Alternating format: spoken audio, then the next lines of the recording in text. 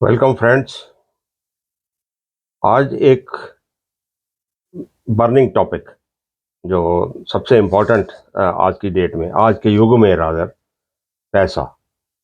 तो उसके बारे में थोड़ी सी बात करते हैं कि अभी देखिए, कोई भी हर इंसान अभी जिससे बात करो, एक तो आज की डेट में पैसे की वैल्यू बहुत कम हो गई है। तो करोड़, जो कुछ साल पहले करोड़ ही गिना जाता था, आज कोई वैल्यू नहीं है। But still everyone wants to be crorepati. तो किसी से कुछ भी बात करोगे कि मिलियनेयर मैं बन सकता हूँ, मैं करोड़पति बन सकता हूँ, सब बनना चाहते हैं, बनते भी हैं। कुछ फेयर मीन से बनते हैं, कुछ अनफेयर मीन से बनते हैं। बल्क में कुछ लोग बनते हैं कि जिनके पास बल्क में पैसा आता है, फेयर या अनफेयर मीन से। या किसी के पास ग्रेजुअली करोड़ों में पैसा आता है, कोई बिजनेस में सक्सेस मिलती है, तो धीरे धीरे करके वो एक्सपेंड करते हैं, फ्लरिश करते हैं, तो पैसा आता है। तो वेरियस सोर्सेज आर देयर। तो आज बात करते हैं हम कलयुग का किंग राहु। तो जितना आपको राहु माला माल कर सकता है, उतना कोई दूसरा ग्रह नहीं। इट्स ओनली ओनली जो राहु के पीरियड में जो आपको बल्क पैसा मिल सकता है, और मोर सो अनएक्सपेक्टेड। ये सब आपको राहु ही दिला सकता है। अब देखिए, राहु में एक तो देखिए मेलेफिक ग्रह कल युग में, आज आज के युग में बुरा समय है, और बुरे ग्रह जो मेलेफिक जिनको बोलते हैं, वही आपकी नैया पार लगाते हैं। क्यों? मटेरियल वर्ल्ड में वहीं से आपको सारा मटेरियल बेनिफिट्स मिलते हैं। जुपिटर जैसे धर्मात्मा किस्म के ग्रह, तो वो अपना धर्म प्रचार ही करते रहेंगे, एथिक्स में आपको इन्वॉल्व करेंगे। Peace of mind, mental peace, ये सारी चीज़ें अच्छाइयाँ वहाँ पे, बट माला माल नहीं करते। तो माला माल के लिए अब देखते हैं कि देखिए, अगर शनि आपको माला माल करता है, अभी आज के मटेरियल वर्ल्ड में शनि करता है आपको माला माल, बट कैसे? शनि स्लोली स्लोली आपको ग्रो करता है। आप बिजनेस करते हैं, नेचुरली मालामाल होंगे तो नौकरी से तो नहीं होंगे, बिजनेस से ही होंगे। तो बिजनेस करते करते धीरे धीरे आप ग्रो करते हैं, एक्सपैंड करते हैं, बट फेयर काम करके। You expand by adhering to the rules. तो रूल्स में वहाँ पे कंपटीशन भी आएगा, उस कंपटीशन में आप अच्छे उतरते हैं, किसी का नुकसान होता है तो आपका फायदा होता है, उस किस्म का कंपटीशन। तो वहाँ वो आपको शनि से मिलता है, बट ओवरनाइट नहीं मिलता। ये ओवरनाइट या एक फास्टर पेस से जो आपको मिलता है, वो राहु से मिलता है। अब क्यों मिलता है राहु से? अब देखिए, एक तो Rahu knows no boundaries, out of box वो सोच है आपकी। अब रूल से चलते हैं तो शनि की तरह स्लो स्लो स्लो आपको सक्सेस मिलती है। राहु आपको चलाता है, बिल्कुल स्टेप ओवर स्टेप करते हो आप, you jump the steps. Fair unfair कोई बाउंड्रीज नहीं है, एथिक्स नो एथिक्स, कुछ नहीं देखना। तो उस ढंग से एक फास्टर पेस से अगर आपको सक्सेस लेनी है, तो वो राहु दिलवाता है। अब देखिए, राहु अब हमारी जन्म पत्री में, सबके सबकी जन्म पत्री में राहु है, केतु है, शनि है, सब कुछ है। अब घर भी सबके वही सेम है, 1 to 12। अब हम क्या देखते हैं कि धन आपके पास जो है वो सेकंड हाउस है। सेकंड हाउस आपके पास धन है, और धन के सोर्सेज आपके क्या हो सकते हैं, वो धन लाने वाले सोर्सेज वो क्या हैं? वो कौन से घर हैं जहां से आपके पास पैसा आएगा? तो सबसे पहले अगर फास्टर पेस की ही मैं बात करूँगा, नौकरियों से तो जिसके पास जैसा पैसा आता है तो वो आता है। तो पांचवा घर स्पेकुलेशन का घर है। बल्क पैसा आपको आएगा और फास्टर पेस से आएगा स्पेकुलेशन। सट्टा लगाओ, लॉटरी खरीदो या इन्वेस्ट करो, सोच समझ के ये सारे काम आप करते हैं और उसमें सक्सेस मिलती है तो आपको बल्क पैसा और जल्दी जल्दी मल्टीप्लाई होता है आपका पैसा। तो वो हुआ पांचवा घर। अब उसके बाद सबसे ज़्यादा जो बल्क में अनएक्सपेक्टेड किसी भी सोर्स से वो पैसा आता है आठवें घर से। अभी आठवां घर देखिए, कहीं से आपका गड़ा और धन जिसको बोलते हैं वो मिला, वो भी आठवां घर। लॉटरी लगी, किसी की लेगेसी आई है, कोई इंसान आपके पेरेंट्स या कोई और इंसान मरता हुआ आपके नाम पैसा कर गया, कहीं से लिटिगेशन में किसी का फंसा हुआ पैसा, कहीं से किस्मत से आपका नाम भी बीच में आ गया, बेनिफिशियरी आप बन गए, आपको नहीं मालूम किसी और ने अपनी लाइफ इंश्योरेंस में आपको बेनिफिशियरी बना दिया। लिटरली गड़ा हुआ पैसा भी कहीं से निकला है, कहीं से ज्वेलरी जेवरात ये कहीं से आपको मिल गए, कुछ नहीं, कोई कोई एक्सप्लेनेशन नहीं है। आठवें घर की कोई एक्सप्लेनेशन नहीं है, अनएक्सपेक्टेड सडन ये सारी चीजें जुड़ी हुई हैं आठवें घर के साथ।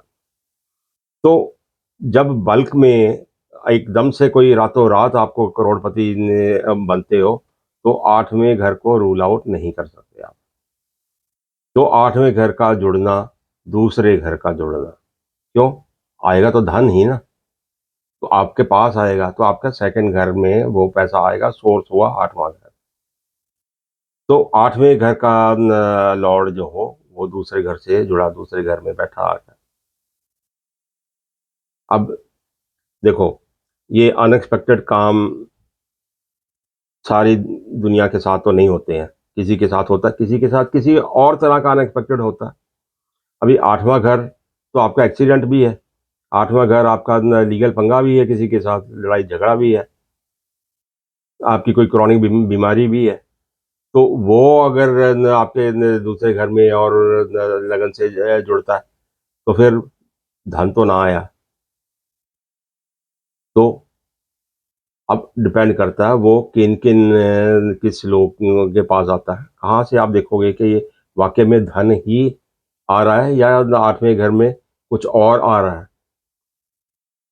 अब यहाँ पे हिडन एक एलिमेंट आता है कि आपके कर्मों में ये है, आपकी डेस्टिनी में अगर ये है तो मीन्स आपका भाग्य भी आपको साथ देना चाहिए।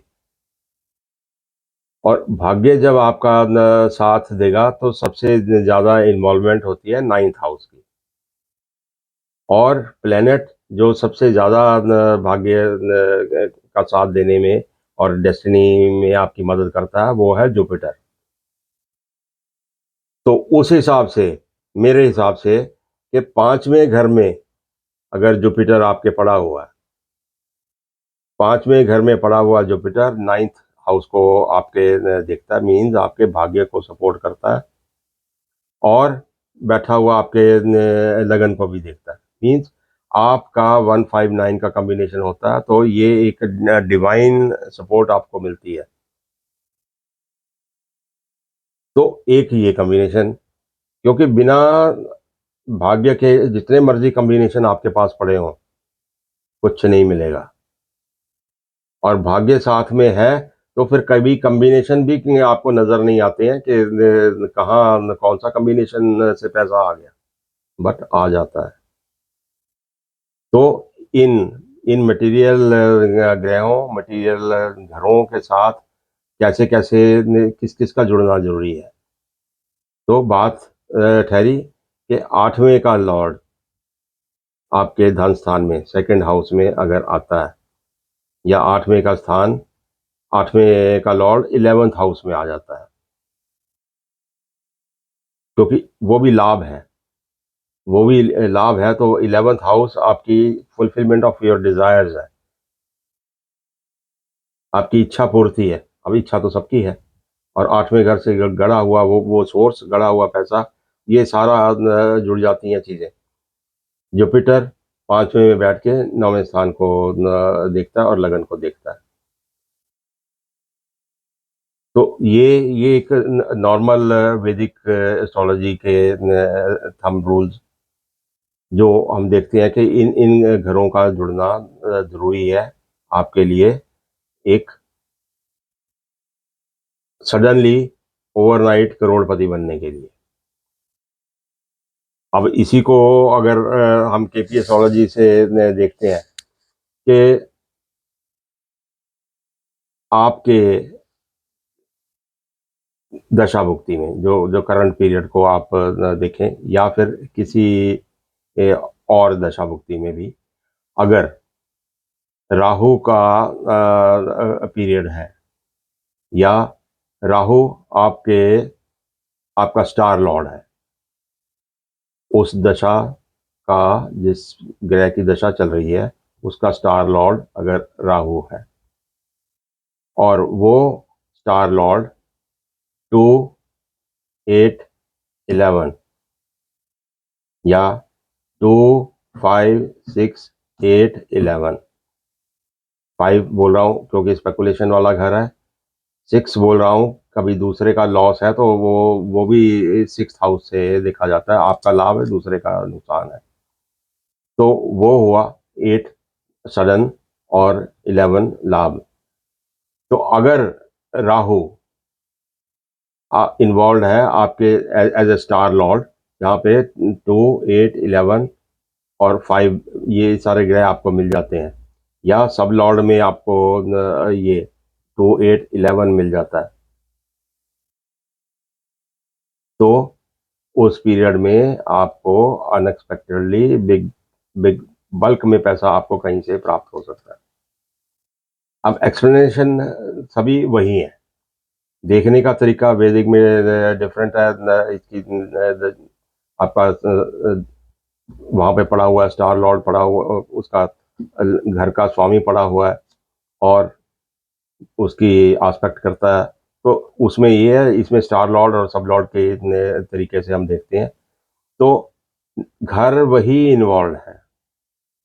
तो आप अपने चार्ट में, किसी के चार्ट में अगर ये देखें कि आपके सेकंड हाउस और 8th हाउस, ये चाहे as a star lord 11 star lord के चक्कर में मिले, या वैदिक एस्ट्रोलॉजी में आपके उस घर का मालिक उस घर में पड़ा हुआ है, इस ढंग से ये आपकी इन्वॉल्वमेंट होती है, तो राहु आपको बिग मनी देगा। अच्छा, एक और आगे बात आ जाती है कि यही इन्वॉल्वमेंट है तो इसके साथ 10वें घर का भी आपका इन्वॉल्वमेंट अगर हो जाती है। अभी सोच के देखिए कि ये सब चीज़ों की एक अनएक्सपेक्टेड सोर्स है ये। 8वां अनएक्सपेक्टेड सोर्स है, डेस्टिनी अनएक्सपेक्टेड सोर्स है, 10वें में पड़ जाएगा तो एक्सपेक्टेड सोर्स है। आप जानते हैं कि आप ऐसे काम में आप जुड़े हुए हैं, अभी वो काम चाहे वो फेयर हो, अनफेयर हो, कुछ भी हो, वहाँ अगर 10 भी जुड़ जाता है तो मीन्स आप किसी ऐसे काम में इन्वॉल्व हैं कि जहाँ से एक तो अनएक्सपेक्टेड डेस्टिनी और ये सोर्स आपको हेल्प करता है, और प्लस आपका जो काम में आप इन्वॉल्व है वो आपका कर्मा जो आप कर रहे हैं, तो वहाँ से भी आपको बल्क में लाभ मिलता है। ये रहा। आगे देखिए, एक केपी एस्ट्रोलॉजी में अगर हम देखते हैं कि 2, 6, 11 अगर आपके स्टार लॉर्ड आपको दिखाता है, या सब लॉर्ड आपको 2, 6, 11 नंबर देता है, तो वो किसी तरह से बहुत बड़ा पैसा आपके लिए मिलता है आपको। पर मेरे हिसाब से ये 2611 वाला जो पैसा मिलेगा आपको किसी बिजनेस या नौकरी या इन्वेस्टमेंट ये सारा करते हुए मिलेगा, अनएक्सपेक्टेड नहीं है। बड़ा पैसा तो है। अभी अगर आप देखते हैं कि आप कोई प्रोडक्ट बना रहे हैं, मैन्युफैक्चर कर रहे हैं, उसमें आपका कंपटीशन है, तो एक तो किसी दूसरे का लॉस आपका प्रॉफिट बन जाता है। कैसे आप एक्सपेंड करते हैं, दो दो लोग ही प्रोडक्ट बनाने वाले हैं, ड्यूओपोली है या ओलिगोपोली है, ठीक है। किसी एक बंदे को लॉस हो जाए तो बाकी एक दो जो कंपटीशन में उनका लाभ हो जाता है, कंज्यूमर्स वही हैं। तो ये तो एक तरीका बिजनेस का। यहाँ 2611 अगर आपका है तो आप उस ढंग से बड़े सक्सेसफुल होते हैं बिजनेस में। बट क्वांटिफाई करना वहाँ पे मुश्किल है। करोड़पति बनते हैं या आपका 1 करोड़ में, लाखों में कहाँ फैला हुआ बिजनेस है कि लाखों का फायदा हुआ या करोड़ों का हुआ। धीरे धीरे हुआ बिजनेस है, बिजनेस ग्रोज स्मूथली, स्लोली। तो ये, बट नटशेल में मैं आज के इसको सम अप करता हूं कि राहु ही आपको ओवरनाइट करोड़पति या ओवरनाइट या शॉर्ट रन में, और आपको अनएक्सपेक्टेडली बेटर देन अदर्स आपको पैसा देता है, करोड़पति बनाता है। तो आपका 5वां, 8वां घर, 11वां और दूसरा, ये घर इन्वॉल्व होने चाहिए। जुपिटर का आस्पेक्ट हो, आपकी किस्मत का साथ आपको हो, तब आप, राहु की ही दशा चाहिए फिर, या राहु का अंतर चाहिए, उस पीरियड में आपको करोड़ों का लाभ होने वाला है। तो देखिए कहाँ कहाँ पड़ा हुआ है, कौन कौन सी दशा है। अगर ऐसे चांस मिलते हैं तो आराम से बैठकर इंतज़ार कीजिए और उस करोड़ों का आनंद लीजिए। Thank you.